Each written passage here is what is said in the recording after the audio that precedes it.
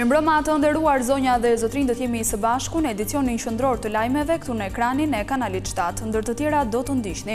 Shëndetësia merr pjesën më të madhe të fondeve nga buxheti, rritet mbështetja për pacientët e onkologjikut, protestë gjiri falas për gratë me kancer.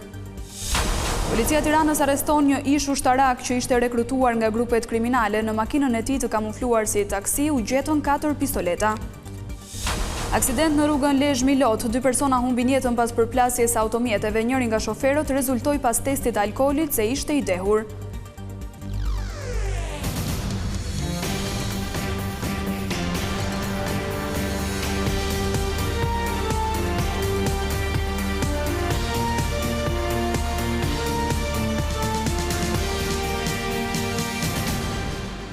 Vjojmë të njihemi më gjërësisht me zhvillimet kryesore të ditës.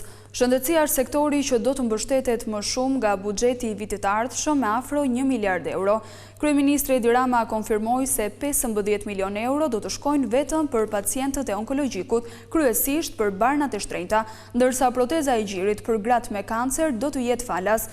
Duke filluar nga viti i ardhshëm do të aplikohet për herë të parë në shëndetësi edhe inteligjenca artificiale. Kryeministri Edi Rama ka ndarë me qytetarët projektet e reja që janë përfshirë në projekt buxhetin e vitit të ardhshëm për sektorin e shëndetësisë dhe mbrojtjes sociale, fusha ku është dhënë edhe pjesa më e madhe e fondeve me një total prej 882 milion eurosh. Dhe pa dashur të lodh me shifra aq më tepër në një ditë shtunë, po ndalem tek lufta me kancerin dhe nevoja për barnat e shtrenjta që kërkon kjo luftë. E pra, për herë të parë hapim një linjë financimi nga buxheti i shtetit vetëm për këtë nevojë jetike, duke futur 15 milion euro ekstra në shërbim të pacientëve të onkologjikut. Për herë të parë, shërbimi i rikonstruksionit të gjirit për gratë dhe vajzat që kalojnë kancerin do të jepet i plot për të gjitha dhe falas. Kryeministri përmes një video mesazhi në rrjetet sociale foli gjithashtu për zhvillimin infrastrukturor të spitaleve të reja në vend, të cilat sipas tij do të jenë të krahasueshme me ato të Bashkimit Evropian, duke theksuar edhe përdorimin e inteligjencës artificiale në shëndetësi. 2026 është edhe viti i hyrjes së inteligjencës artificiale në shërbimin ton shëndetësor. Përmes një kompanie të përbashkët që shteti shqiptar po krijon me një prej ekselencave të inteligjencës artificiale në shëndetësinë europiane, ndërkohë që me financimet e siguruara nga fondet europiane ne do të krijojmë ekosistemin digjital të gatshëm për inteligjencën artificiale, duke hapur shtigjet e reja të diagnostikimit me imazhe, të analizave parashikuese dhe të ndërveprueshmërisë në rang kombëtar të sistemit shëndetësor digital, në përputhje me agendën digjitale të Bashkimit Evropian. Një tjetër pikë e rëndësishme e projekt buxhetit të vitit të ardhshëm është rritja e pagave në sektorin e shëndetësisë. Sipas të dhënave të publikuara nga Ministria e Shëndetësisë, paga mujore e mjekëve të përgjithshëm pritet të arrijë në 143.500 lekë, ndërsa për mjekët spitalor në 186.000 lekë. Infermierët do të marrin 92.500 lekë në muaj nga 87.000 që është aktualisht. Policia ka kaluar në gatishmëri në 5 bashkit ku të dielën mbahen zgjedhjet e pjesëshme lokale.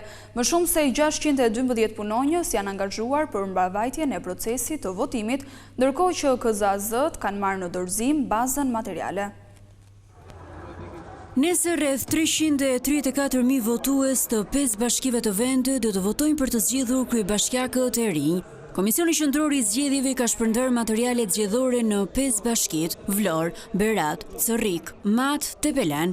Kryetari i KZAZ numër 84 në Vlorë, Omario Meminaj, deklaroi se procesi është zhvilluar normalisht dhe pa asnjë problematik. Procesi ka ecur shumë i qetë, shumë mirë, nuk ka pas asnjë problem. Po presim që të gjithë të tërheqin bazë materiale dhe të mbyllet proces dhe të filloj ditën e nesme në orën 7 mëngjesit votimi në të gjitha qendrat e votimit. Në 4 KZAZ-t e Vlorës janë 231 qendra votimi.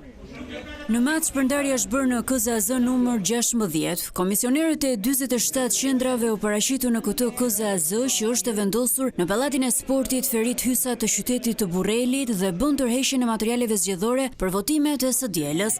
Policia e shtetit ka hartuar një plan masash për mbarvajtjen e procesit të votimit dhe numërimit të votave. Në 5 bashkit ku do të zhvillohen zgjedhjet e pjesshme, mësohet se policia e shtetit ka marrë në ruajtje 9 objekte zgjedhore ku janë vendosur KZAZ-t, si dhe 473 objekte që do të shërbejnë si qendra votimi, ku qytetarët do të ushtrojnë vullnetin e tyre. Në total janë 612 punonjës policie që do të angazhohen për ruajtjen e objekteve zgjedhore dhe shoqërimin e materialeve. Me fillimin e procesit të votimit në orën 7 të mëngjesit të së dielës, ata do të tërhiqen nga qendrat e votimit për të rikthyer sërish aty me mbylljen e qendrave. Uniformat blu do të bëjnë shoqërimin e kutive me vota dhe proces verbale drejt vendeve ku do të bëhet edhe numërimi. Ndërkohë policia e shtetit i ka bërë thirrje qytetarëve të denoncojnë çdo rast që synon të tjetërsojë votën. Përfaqësuesit e studios ligjore ndërkombëtare të angazhuar në mbrojtjen e Erion Veliajt kanë vlerësuar vendimin e gjykatës kushtetuese. Sipas tyre, rikthimi në detyrë nuk ishte fitore vetëm për kryebashkiakun e Tiranës që ndodhet në qeli, por edhe për vetë shtetin e së drejtës. Këshilltari ndërkombëtar Erion Veliajt e cilësoi fitoren e tij në gjykatën kushtetuese një moment kyç për qeverisjen demokratike në Shqipëri. Ky është një triumf i jashtëzakonshëm për Erionin, por jo vetëm për të. Është një fitore për gjithë qytetarët e Tiranës dhe një fitore për shtetin e së drejtës.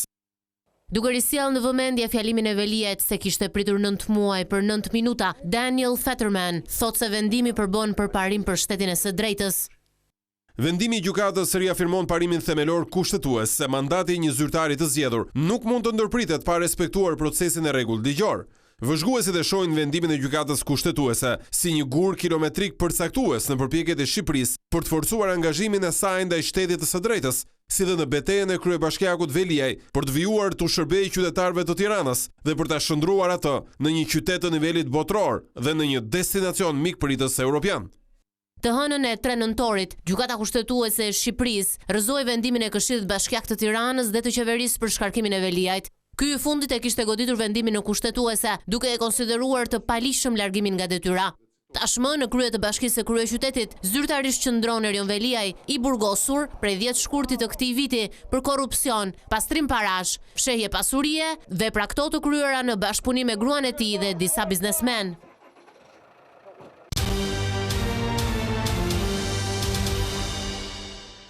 Forcat e policisë të kryeqytetit finalizuan operacionin për kapjen e një personi që furnizonte me armë grupet kriminale. Pas kontrolleve në mjetin taksi u gjetën 4 pistoleta, të cilat do të dorëzoheshin eksponentëve të krimit. I arrestuari për këtë aktivitet kriminal është një ish pjesëtar i forcave të armatosura. Një 46 vjeçar që furnizonte grupet kriminale me armë ka përfunduar në pranga. Ky është momenti kur policia e Tiranës arrestoi Altin Celamin, një ish ushtarak që sipas uniformave blu tashmë i shërbente organizatave kriminale. Përmes operacionit Gun Expert, efektivët mundën të sekuestronin një sasi shumë të madhe municioni luftarak, 4 pistoleta dhe pjesë të ndryshme armësh. Për të transportuar armët dhe municionet luftarake, ish ushtaraku kamuflohej duke përdorur mjetin e tij taksi. Nga pamjet e policisë, duket edhe momenti kur 46 vjeçarit i gjendet e pjesa e zinxhirit të xhupit një sasi kokaine. Por kjo nuk është hera e parë që Altin Celami arrestohet si i përfshirë në këtë aktivitet kriminal. Ish ushtaraku përballet me akuzat për armbajtje pa leje, prodhim i armëve shpërthyese dhe municionit dhe prodhim e shitje e lëndësh narkotike. 2 persona humbën jetën në një aksident në Lezhë kur makina e tyre u përplas nga një tjetër mjet. Shoferi i automjetit që shkaktoi përplasjen pas testit të alkoolit rezultoi se ishte në gjendje të dehur. Një aksident i rëndur shënua mëngjesin e kësaj të shtune ku humbën jetën 2 persona. Përplasja që rezultoi fatale për 2 të afërm ndodhi rreth orës 1:30 minuta në rrugën Lezhë-Milot. 2 viktimat janë Ramazan Harapi dhe Agim Harapi, përkatësisht 66 dhe 52 vjeç. Automjeti me të cilin ata po udhëtonin u përplas nga një makinë që drejtohej nga 33 vjeçari Ardit Gjeçi. Sipas informacioneve të policisë Lezhës, shkaki i aksidentit u bën rreshjet e dendura të shiut, por njëkohësisht edhe pozicionimi i gabuar në karrexhat i automjetit të riut. Pas testit të alkoolit, 33 vjeçari Ardit Gjeçi rezultoi se ishte në gjendje të dehur. Ndaj uniformat blu e arrestuan atë në vendin e ngjarjes. Autoriteti kombëtar i ushqimit në Shkodër ka blokuar një kamion me 25 ton misër që vinte nga Serbia pas dyshimeve për tejkalim të normave të lejuara të aflatoksinës B1. Bllokimi u krye në doganën e Hanit të Hotit, teksa malli ishte duke hyrë në territorin shqiptar nga Malizi. Analizat laboratorike treguan se niveli aflatoksinës, një substancë toksike që mund të dëmtojë shëndetin, ishte mbi kufit e lejuara nga legjislacioni shqiptar. AKU sqaron se ndonse kjo sasi do të ishte pranueshme sipas standardeve të Bashkimit Evropian, në Shqipëri normat janë më të rrepta, ndaj sasia e misrit është ndaluar dhe nuk do të lejohet të hyjë në treg. Kamioni kishte si destinacion qytetin e Elbasanit, ku misri do të përdorej për ushqim blektoreal, por tashmë do të qëndrojë në bllokim derisa të përfundojnë të gjitha procedurat.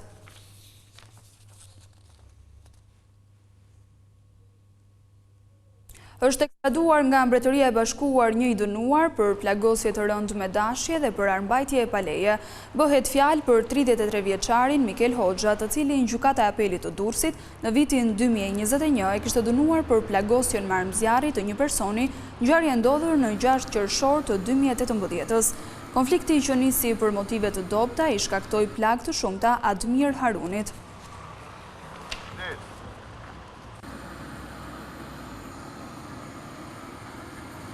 Qyteti i Gramshit është përfshirë nga rreshje të dendura shiu dhe breshri këtë të shtunë, të cilat kanë zgjatur për disa minuta. Si pasojë rreshjeve intensive, uji ka vërshuar në disa akse rrugore të qytetit, duke krijuar vështirësi në qarkullimin e automjeteve dhe lëvizjen e qytetarëve. Megjithatë, situata është normalizuar shpejt pas ndërhyrjes së autoriteteve lokale. Kjo ishte gjithçka e përgatitur për këtë edicion informativ, unë ju falenderoj për vëmendjen, bashkë mirëpafshim.